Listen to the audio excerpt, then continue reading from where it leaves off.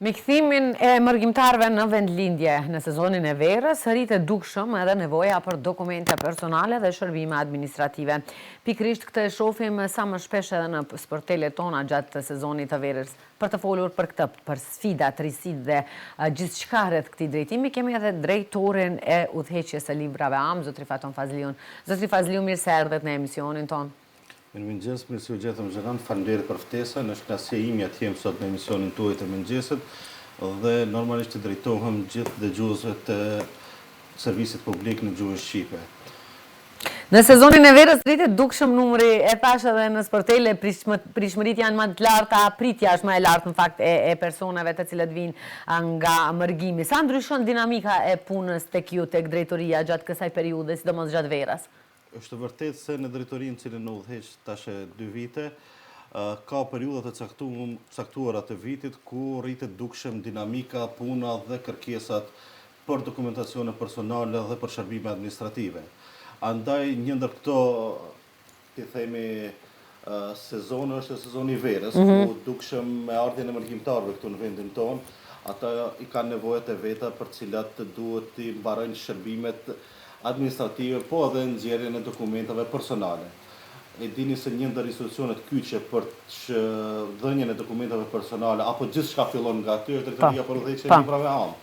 Andaj është normale që ky numër të rritet, por sidoqoftë ne si drejtori jemi të përgatitur dhe të gatshëm që të shërbejmë qytetarët në mënyrën më të mirë të mundshme, sa më profesional, sa më shpejt të mbarojmë shërbimet dhe ato në afatin e vetë kohor të arrijnë të mbarojnë të gjitha procedurat.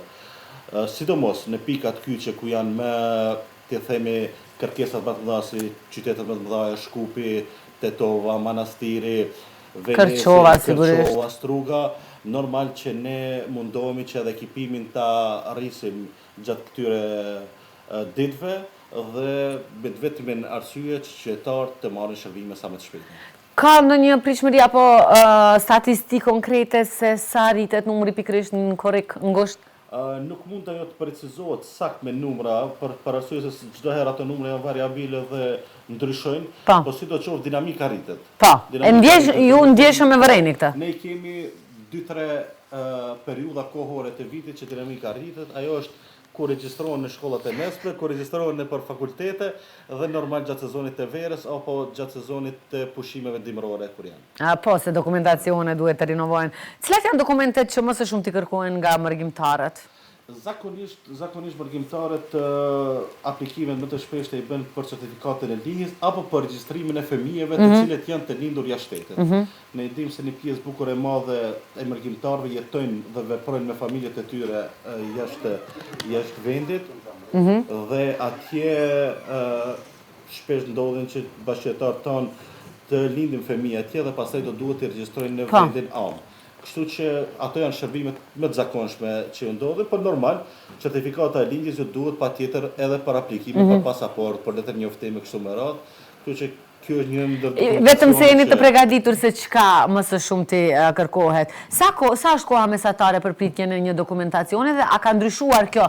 Se më herët është pritur shumë gjatë. Sa ka ndryshuar kjo tani? Do të thonë tash dhënia e dokumentacionit nga aplikimi deri në dorëzim, nëse nuk ka me të drejtë administrative, po flasim për certifikat vetëm se me të regjistruar dhe të evidentuar të drejtoria jonë, nuk pritet as pak. Do të thonë për 50 minuta e marrin aty për aty. Aty për aty, normal, nëse ka ndonjë problem administrativ, për 48 orë maksimumi duhet të jepet ajo certifikat. Sidoqoftë kemi arritur ta përshpejtojmë dhënien e numrit AM të fëmijët e posalindur. Përpara ne e dim gjithë se për atë numër u ka prit nga 10 deri në 15 ditë, ndërsa tash nuk guxon të vonohet më shumë se 48 orë. Kjo është edhe fal bashkëpunimit shkëlqyer që kemi arritur ta ndërtojmë me Ministrinë e Punëve të Brendshme, për arsye se duhet një ndër komunikim institucional dhe mendoj se gjitha këto lehtësime janë në favor të qytetarëve, që sa më pak kohë të kalojnë për sportele, ndërsa punë të kryen më efikas. Shpesh qytetarët e thashë edhe më herët jemi ankuar për birokraci të shumta dhe procedura shumë gjata administrative. Tani ju keni bashkëpunime edhe me institucione tjera, keni bashkëpunime të cilat lehtësojnë dukshëm edhe jetën e qytetarëve. Sa ka ndryshuar kjo ndër vite? Më thonë, ndër vite, normal se ka qenë një evaluim institucionit dhe kemi arrit që ti digitalizojmë shërbimet tona. Po ajo për cilën ndjem krenar dhe mund të mburëm është se këtë vit ne kemi përfunduar gjitha shërbimet cilat i jep institucioni jonë mund të merren në formë elektronike. Do më thonë, si certifikatën e lindjes, të vdekjes, të kurorëzimit, të regjistrimin e fëmijëve të posalindur, gjitha këto shërbime mund t'i bëjnë në formë online, në portalin uslugi.mk, e-uslugi.mk në fakt, dhe këto shërbime t'i marrin sa më shpejt që mos të humbin as kohë fizikisht të dalin në për pikat ku i keme, po edhe shërbimi është më efikas. Gjithë institucionet i pranojnë këto dokumente, kështu që shpresoj qytetarët të shfrytëzojnë këto shërbime sa më shumë dhe të rriten. A vëreni ndonjë shfrytëzim të qytetarëve online? Absolutisht, se ka rritje të numrit të shërbimeve të cilat i shfrytëzojnë qytetarët online. Domethënë, nëse flasim nga viti i kaluar dhe si vjet numri është për 100%. I rritet, domethënë, flasim vjet nëse për 12 muaj ka qenë diku rreth 300.000 kërkesa, si vjet deri në qershor kemi 600.000. Kështu që numri trendi vazhdimisht shkon në rritje dhe kjo ngëzon, si fakt. Po shifet se në aspekt, nëse flasim geografik apo demografik, numri i shërbimeve të cilat zakonisht përdoren janë nga Shkupi dhe rrethina. Shpresoj që qytetet e tjera të fillojnë të shfrytëzojnë këto shërbime, për arsye se është në dobi tyre fundit. Po besoj se të informohen mjaftueshëm derisa të kenë nevojën padyshim që. Absolutisht, kjo është njëra ndër dritaret cilët shërbejnë para kohë.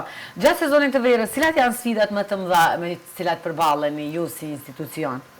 Zakonisht ne kemi problem ndoshta me komunikimin në mas apo me qytetarët, ti informojmë qartë se cilat janë procedurat apo kur ka ndryshime ligjore.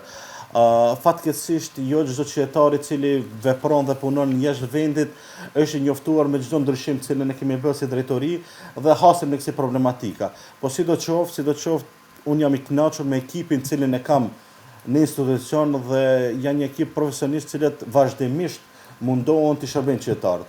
Nuk është e lehtë nga 8 orë të kalosh në sportel dhe t'ju shërbejnë qytetarëve. Kërkesat janë të lloj-llojshme, kemi probleme të lloj-llojshme, po sidoqoftë unë mendoj që arrim ta menaxhojmë. Po a di se është kjo punë tash? Zakonisht ato raste të cilat nuk shërbehen apo nuk arrin në rezultatin final, ankesat janë më të zëshme se sa punë cilat i kryen. Gjithmonë është ashtu. Kur jemi te ekipi, a ka mjaftueshëm kuadër dhe kapacitet njerëzor për të arritur gjitha kërkesat? Realisht, nëse ne arrim që ti, le të themi, ti edukojmë qytetarë që ti shfrytëzojnë shërbimet elektronike, ndoshta do kemi nevojë që nesër numrin administratorëve ose punonjësve në drejtorinë librave ta zvogëlojmë. Po përderisa jemi në këtë situatë dhe kemi ende nevojë për personel që t'jenë në përzyre, unë mendoj se numri ndoshta ka nevojë edhe pak të rritet, derisa të arrijnë në atë pikun që qytetarët me të vërtetë shfrytëzojnë shërbimet në formë elektronike. Unë mendoj se me këtë trend, nëse vazhdojmë për 3-4 vite, do ta përmbyllim si proces dhe sportelet do lehtësohen nga dinamikat e përditshme, kështu që do mund ndoshta të fokusohen më shumë në landë administrative, cilat duhet të punojnë për qytetarët. Po, derisa jemi te digitalizimi, a mendojmë se në një të armët të shkurtër edhe mërgjimtarët edhe nga vendet ku jetojnë do të mund të aplikojnë dhe t'i kryejnë? Absolutisht, domethënë mërgjimtarët padyshim ku janë, apo ku veprojnë gjatë periudhës jetore, mund të shfrytëzojnë shërbimet online dhe t'i marrin. Domethënë nuk ka nevojë që të bëhet kjo në sezonin e verës. Normal për ta hapur një account do duhet fizikisht spaku një herë t'jesh në Shkup ose në Maqoni dhe pastaj atë account mund ta shfrytëzosh gjithkund ku ndodhesh. Sidoqoftë për këtë duhet të qytetarët ta dinë se pikat diplomatike të cilat gjenden jashtë vendit, edhe ato kanë drejt të kryejnë shërbimet e drejtorisë për udhëheqjen e librave dhe normal edhe t'ju ndihmojnë edhe në aplikimet online elektronike atje. Kështu që duhet të shfrytëzojnë edhe ato pika dhe këto shërbime mund t'i marrin edhe në çdo pikë diplomatike që ne kemi jashtë vendit. Ku jemi te pika diplomatike, si është bashkëpunimi me ambasadat dhe konsulatat? Sinqerisht, domethënë në aspekt të dinamikës të përditshme, jam mjaft i kënaqur se si shkon komunikimi. Normal se kemi disa mangësi, ti themi kështu, në ligjin i cili duhet të ndërveprojnë ndërmjet Drejtorisë për Udhëheqjen Libre Vamo dhe Ministrisë së Punëve të Jashtme. Ne jemi në një fazë ku jemi të i konsolidu këto nene dhe besoj deri në fund vitin do të kemi një ligj me gjithë përfshirësh dhe normal gjitha vërejtjet që kemi edhe nga institucionet tjera, po edhe tonat që janë ndaj institucionet tjera do mund të integrojmë në këtë ligj dhe pastaj edhe këto probleme birokratike, administrative, ligjore do mund t'i kalojmë. Do mund t'i kalojmë. Zotri Vazliu, zakonisht mund të ndodhin edhe probleme të vogla, të cilat një shkrojnë në regjistër. Sa kohë nevojitet që të përmirësohet një korrigjim i tillë në regjistrat dhe cila është procedura më saktësisht? Realisht kjo është procedurë administrative e cila bëhet për korrigjime, për vonesat e regjistrimeve, jashtë afateve kështu me radhë. Një ndër mungesat me cilët hasëm dhe ballafaqohem, cilën harrova të ceki në pyetjen në paraprakë është që ka mungesë të juristave në institucion. Tash ne dim se vetëm sektori privat dita ditës vazhdon të avancojë shumë a shumë me kushtet që cilat u ofrojnë ndaj punonjësve dhe juristat zakonisht nuk e shohin më veten në institucion publik të punojnë.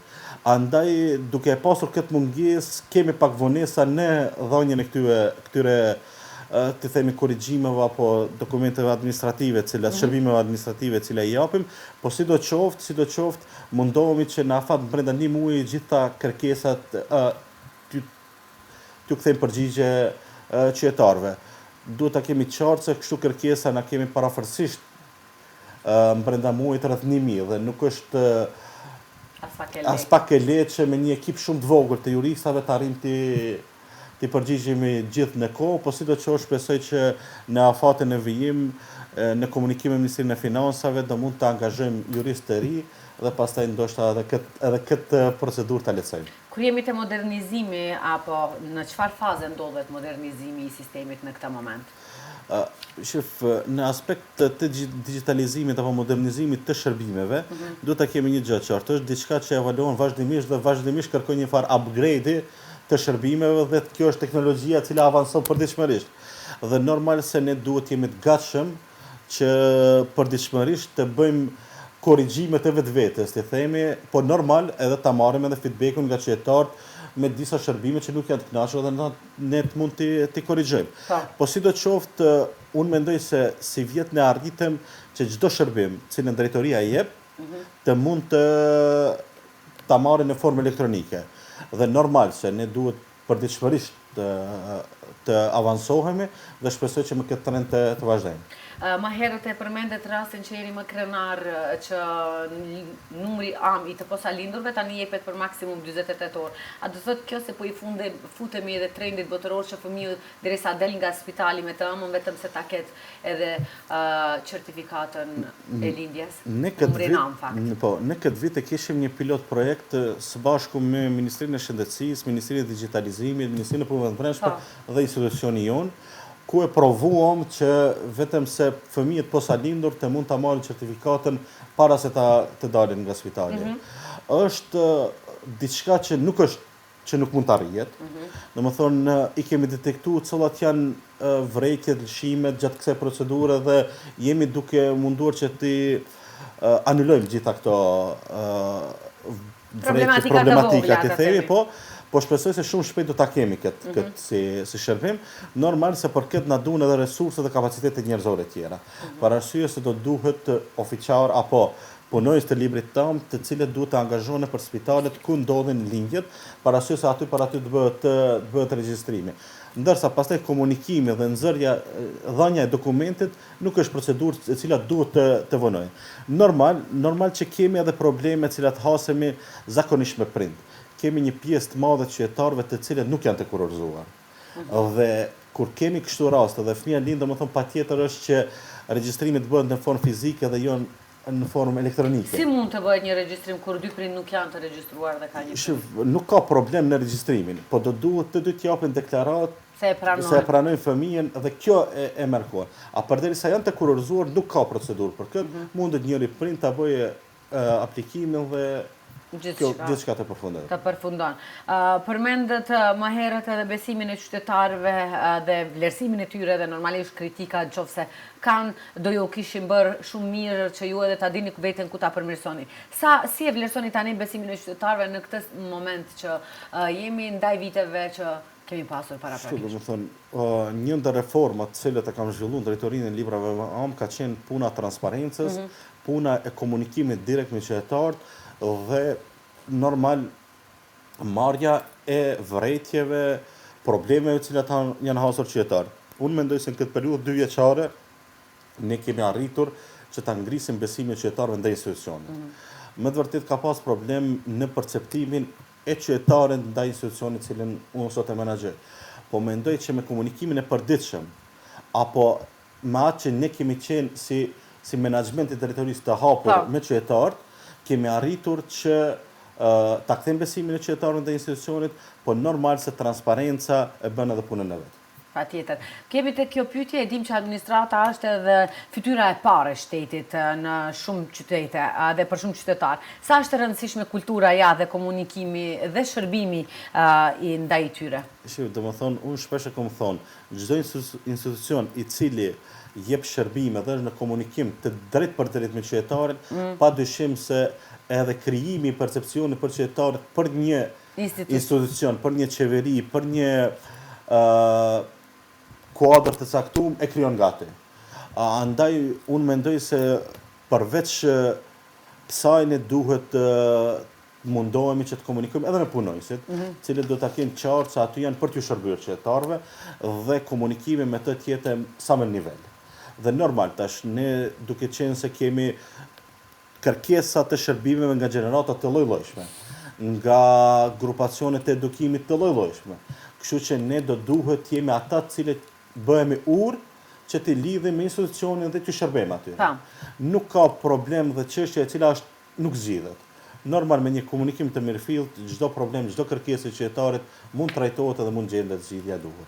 Çfarë ju rekomandoni qytetarëve që të bëjnë para se të vinë në sportel që mos të kthehen për të kryer punën? Se kemi raste dhe kur kthehen nuk e ke këtë dokumentacion, nuk e ke këtë.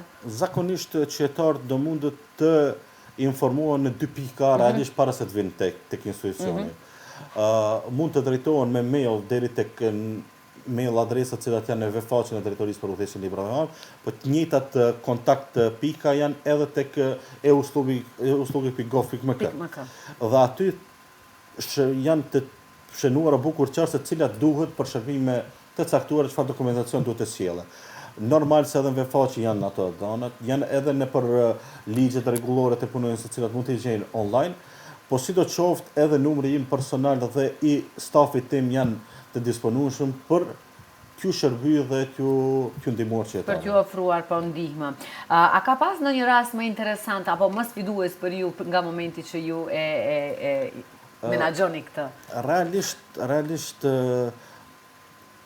do i përmendi 2 raste të cilat themi si sfidë kanë qenë interesant për mua në drejtorinë aty ku jam, po njëri rast është që ka përfunduar i suksesshëm, ndërsa tjetri është ende në pritje dhe shpresoj që të arrijmë edhe atë rast ta përmbyllim. Flas për 2 fenomene, domethënë. Ju gjithë e dini që gjatë periudhave të themi të tranzicionit në Ballkan ka pas lëvizje të ndryshme të qytetarëve në ndërkufi. E sidomos pas luftave ballkanike këtu që ndodhin domethënë në Serbi, Kosovë, Maqedoni e kështu me radhë. Dhe një pjesë e bukur qytetarëve të cilët kanë ardhur gjatë asaj periudhe në shtetin tonë, ndoshta kanë ngelur. Dhe ata kanë pasur probleme me nxjerrjen e dokumenteve këtu. Dhe numri i tyre qytetarëve diku ka rezultuar që në Maqedoni janë rreth 2000 qytetarë, të cilët nuk kanë pasur asnjë dokument apo asnjë regjistër të tyre në shtetin tonë. Ne kemi arritur që të detektojmë normal. Në këtë rast nuk ka qenë vetëm institucioni jem i cili e ka kryer këtë mision me sukses, ka qenë edhe qendra sociale, kanë qenë edhe organizata qeveritare të cilët kanë ndihmuar, kanë qenë edhe mediumet e caktuara, të cilët i kanë detektuar rastet e këtilla, po ne kemi arritur që të bëjmë një listë diku prej 2000 qytetarëve, të cilët kanë pasur probleme të këtilla, dhe këto raste ne kemi trajtuar me një ligj komplet veçmas, cili ka kaluar në parlament, dhe pastaj këto qytetarët e kanë fituar të drejtën të regjistrohen, të marrin numër radhë dhe pastaj të marrin dokumente tjera. Dhe ky fakt më ka gëzuar shumë se ne nuk guxojmë si shtet të lejojmë që të kemi persona të paregjistruar në vend. Dhe për këtë më bën të mburëm se na kanë njohur dhe Kombet e Bashkuara si një ndër shtetet që kemi arritur ta përmbyllim me sukses një fazë të tillë. Sidoqoftë janë edhe 2 raste në Maqedoni me të cilat hasemi në regjistrimin e 2 personave të tillë. Problemi është më i komplikuar me ato 2 persona. Ja raste të cilat për 2 vite me radhë asnjë nuk i kam harruar për arsye se bashkëngjej me problemin e tyre dhe shpresoj që derisa jam drejtor ta kryjmë dhe gjejmë zgjidhje ligjore që të mundim edhe ato 2 të regjistrojmë dhe të fitojmë gjitha drejtat si gjithë bashkëqytetarët. E shoh se me çdo qytetar ndjeni bashkëdhënie dhe jeni si të familiarizuar. Çfarë do thot për ju kjo personalisht që të jeni drejtori një institucioni që prek pothuajse çdo qytetar, sepse çdo njeri një herë ka nevojë të paktën të kalon në duar të këtij institucioni. Do të them nuk ka qytetar i cili nuk e kalon drejtorinë për udhëheqjen e librave am, është një ndoshta drejtori më kyçe. Po ajo të cilën më bën mu të jem më i përgjithshëm, të kisha thonë, për arsye se si thash në fillim, është një institucion i cili qytetari përditshmërisht ballafaqohet. Po duhet ta kemi edhe një gjë të qartë, domethënë çdo person i cili merr përgjegjësi publike apo institucionale, për cilën jemi zotuar se do t'i shërbejmë, duhet ta kemi të qartë se aty jemi për të shërbyer qytetarët dhe jo për t'i përmbushur egot apo teket tona personale. Andaj unë mundohem maksimalisht që çdo kërkesë të qytetarit, i cili më adresohet direkt mua, ta marr me seriozitet më të madh. Po normal këtë mundohem ta përcjellë edhe te bashkëpunëtorët e mi, të cilët duhet të jenë të kujdesshëm dhe normal që vazhdimisht të kenë empati për qytetarin dhe shërbimet të cilat ato i kërkojnë. Ne jemi për qytetarët dhe shërbimet duhet të jepen për ta. Ku e shihni drejtorinë e librave am pas 2 viteve? Cili është vizioni? Sigurisht keni një... Nëse arri që ta përfundoj mandatin 4 vjeçar si drejtor në drejtorinë për udhëheqjen e librave am, do kisha llogaritur veten si drejtor të suksesshëm nëse arrim që në periudhën e vijim sa më pak qytetar të kërkojnë ndonjë kontakt person për ta kryer një shërbim. Unë këtë kom sfidë personale. Nëse arrim që qytetarët të adresohen direkt institucioni pa pasur nevojë që të lajmërohen të ndonjëri prej punonjësve apo të menaxhmentit drejtorisë, unë mendoj se kemi arritur edhe ta kthejmë besueshmërinë, po dhe shërbimet t'i japim sa më efikase dhe sa më profesionale. Cilat janë ankesat apo kërkesat apo sugjerimet më të shpeshta që i merrni nga qytetarët? Se janë të ndryshme, e dim. Unë mendoj se ankesat deri një periudhë të shkurtë pak para kohore kanë qenë për arsye të pritjeve të gjata. Po mo pritjet atilla nuk ka në drejtori. Domethënë kemi arritur që ta minimizojmë atë problematikë, kështu. Domethënë si thash, ka periudha ndoshta të saktuara kohore kur rritet trendi i kërkesave, po ne kemi arritur që shërbimet i kryejmë aty për aty dhe qytetarët të mos presin dhe mos të humbin kohën për sportela. Unë mendoj se ankesat ditë ditës zvoglohen dhe shpresoj që në periudhën në vijim do fillojnë të rritet numri i levdatave për punën e drejtorisë për udhëheqjen e librave am. Dhe për në fund dua një mesazh për të gjithë qytetarët dhe mërgjimtarët të cilët po ju drejtohen sporteleve tuaja këto ditë. Qytetarët në takimin një gjë të qartë, domethënë mërgata është ajo e cila e mban këtë vend. Ne i mirëpresim gjithë ato dhe shpresojmë që sa më shpejt dhe shëndoshë mirë të arrijnë në shtëpitë e tyre dhe normal unë si drejtor në drejtorinë ku menaxhoj do mundohem maksimalisht që ato të humbin sa më pak kohë në sportele dhe sa më shumë kohë të kenë për familjet e tyre. Ju faleminderit shumë që ishit pjesë e misionit tonë. Ju uroj shumë suksese edhe në të ardhmen që të ndodhë një ditë asnjë numër mos ju kërkon të paktën për ndonjë shërbim elementar të paktën për në udhëheqjen e drejtorisë tuaj. Faleminderit për mundësinë që më dha të drejtohem.